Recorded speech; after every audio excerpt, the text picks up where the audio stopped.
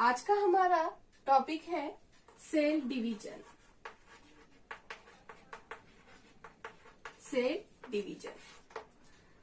आपसे मेरा पहला क्वेश्चन ये है कि what is cell? Generally the cells are structural, functional and fundamental unit of life. Generally, there are two types of cell. One is unicellular and second is multicellular.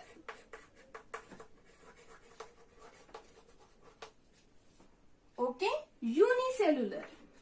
Unicellular cell मतलब uni means cell only made from only one single cell are called as unicellular cell. Means जो cell एक ही cell से बना होता है या एक ही DNA से बना हुआ होता है उसे हम बोलते हैं unicellular cell. Then multicellular cell. Multi means cell made by many cells are called multicellular cells. जो सेल बहुत सारे सेल से बना हुआ होता है उसे हम बोलते हैं multicellular cell. The example of unicellular cells are the prokaryotic organism. Prokaryotic organism. The prokaryotic organism means the organism made from only single cells are called as prokaryotic cell. The example of prokaryotic cells are bacteria or microorganisms. Then the multicellular cells. Multicellular means generally the eukaryotic organism. Eukaryotic organisms are multicellular organism means organism made from many cells are called eukaryotic organism. तो eukaryotic का example कौन सा आएगा? The example of eukaryotic cells are animals and plants. Plant cells and animal cells are the example of eukaryotic cells. So friends, ये हुआ cell का. तो फिर हम देखते हैं कि सेल डिवीजन क्या है. जब हमारा एक सिंगल सेल 50% में इक्वल डिस्ट्रीब्यूशन होकर जब एक मदर सेल से हमें दो डॉटर सेल मिलते हैं उसे हम सेल डिवीजन कहते हैं. Means one mother cells are divided into two daughter cells are called cell division. Okay, then the second definition in cell division chapter is the generation time. So generation time means अभी देखिए एक cell से हमें दो cell मिल रहे हैं लेकिन जब एक सेल को डिवाइड होने के लिए दो सेल में जो टाइम लगता है उसे हम कहते हैं generation time. Means the scientific definition of generation time is the time required for the cell division are called as generation time. So next scientific definition in cell division is the cell cycle. Cell cycle. Cell cycle. Cell cycle means जो cell division हो रही है उसमें जो metabolic process में changes होने वाले हैं, सीक्वेंशियल चेंजेस होने वाले हैं सेल में, वो चेंजेस को हम बोलते हैं cell cycle of this cell division. Means sequential series और sequential changes are occurs during cell division are called as cell cycle. This is the three main definitions available into the cell division chapter. So friends, अभी देखते हैं cell division कैसे होती है.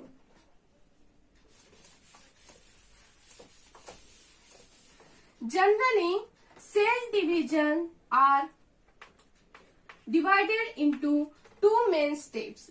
First step is interphase and second main step is mitotic cell division. So friends, आज का हमारा जो फर्स्ट वाला टॉपिक है वो है इंटरफेस. पहले हम इंटरफेस को देखेंगे उसके बाद हम माइटोटिक सेल डिवीजन को स्टार्ट करेंगे. So what is interface?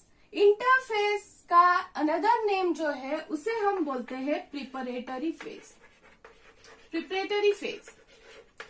This preparatory phase are very important for prepare the cell for the cell division. So in this phase, cells are very active.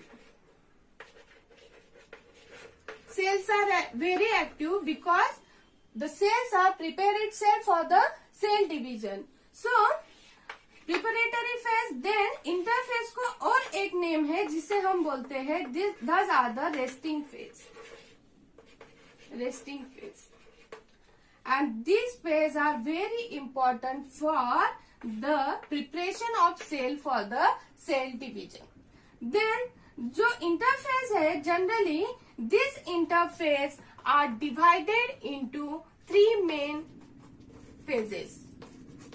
One is G1 phase,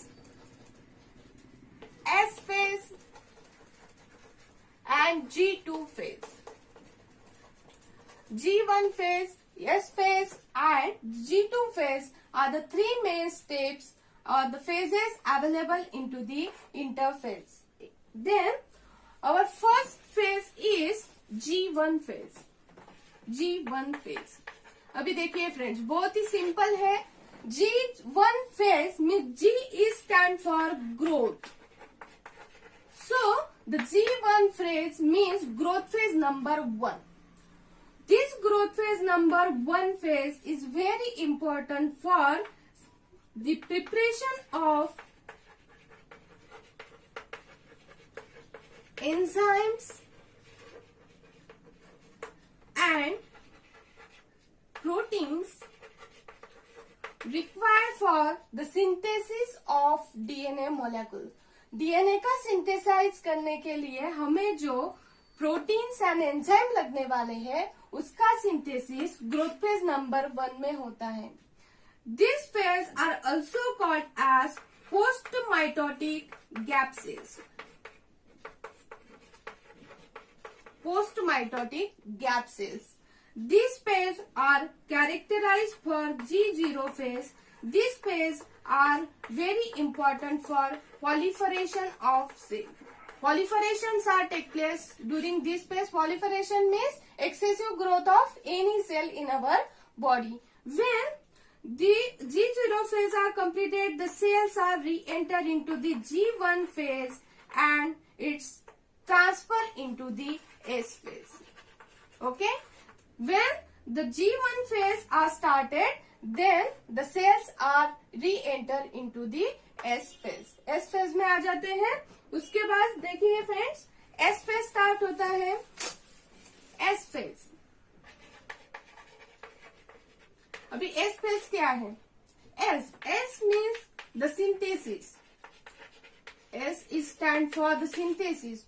अभी देखिए किसका synthesis होता है? The synthesis of DNA take place. DNA synthesis. The process of DNA synthesis are called as DNA replication.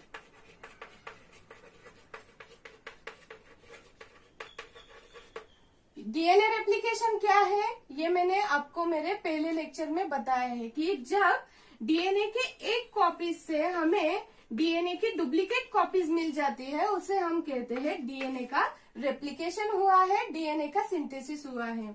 When the replication of DNA take place, after that the size of nucleus is also increases.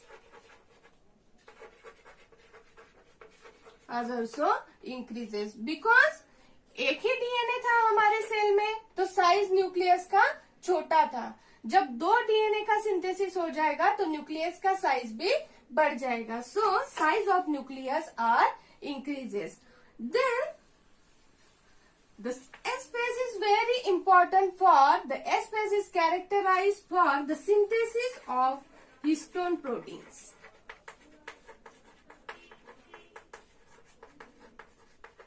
अभी देखिए friends, histone protein जो है वो हमारा बहुत ही important topic है. इस पे क्वेश्चन आए हुए हैं सीईटी के एग्जाम में, नीट के एग्जाम में. तो what is histone protein? The protein required for the organisation of chromosomes are called as histone protein. The function of histone protein is organisation of chromosomes. Okay, ये थी हमारी S phase. अभी देखिए S phase में हमने क्या देखा कि S stand for the synthesis of DNA, मतलब डीएनए का सिंथेसिस हो रहा है, मतलब डीएनए का रेप्लिकेशन हो रहा है। उसके बाद डीएनए का रेप्लिकेशन हो रहा है, डीएनए की साइज बढ़ रही है, उसके नंबर्स बढ़ रहे हैं, इसलिए न्यूक्लियस की साइज जो है वो इंक्रीज हो रही है। And when the size of nucleus are increases, the histone proteins are also synthesised because the DNA are the nothing but the chromosomes, and chromosome are required the organization. So the histone proteins are very important for the organization of chromosome into the cell division. So हमारा next phase जो है वो है G2 phase. G2 phase. G2 phase is very important for, it is called as growth phase number second, growth phase number 2. अभी देखिए S phase में हमारा DNA का सिंथेसिस हो गया है। मेरे पिछले लेक्चर में आपने देखा है कि डीएनए से आरएनए बनता है और आरएनए से प्रोटीन बनता है। तो एस फेज में हमें हमारा डीएनए मिल चुका है, डीएनए का रेप्लिकेशन हो चुका है, तो अभी हमें किसका सिंथेसिस करना है, आरएनए का और प्रोटीन का। सो thus growth phase number 2 is very important for synthesis of RNA and protein by using their DNA molecule, DNA or the chromosomes. Then the growth phase number 2 is very important for synthesis of DNA and RNA molecule. अभी हमने देखा कि cell division में हमारा जो cell है वो 50-50% में डिस्ट्रीब्यूशन दे रहा है सबका, डीएनए का, सेल ऑर्गेनल्स का। तो हमने देखा कि डीएनए का भी सिंथेसिस हो चुका है, लेकिन G2 फेज में जो है हमारे cell organelles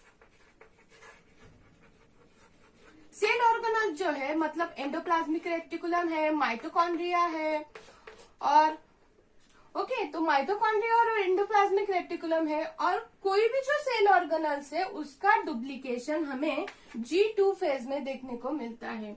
cell organelles, endoplasmic reticulum, mitochondria are